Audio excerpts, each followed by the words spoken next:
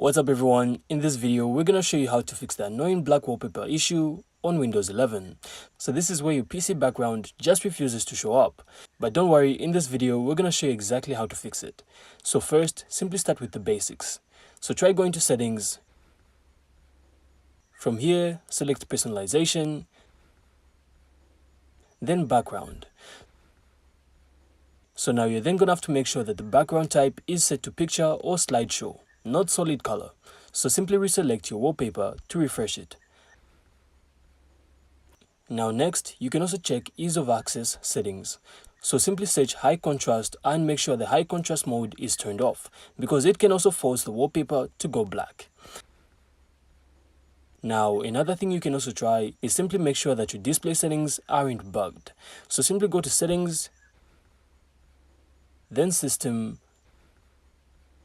then display, and then from here simply scroll down to advanced display. Next, you're gonna have to confirm that your refresh rate is normal and your monitor is detected correctly. And another thing guys, corrupted files can also cause wallpaper issues. So simply open your command prompt admin and run the code that I'm gonna show on screen.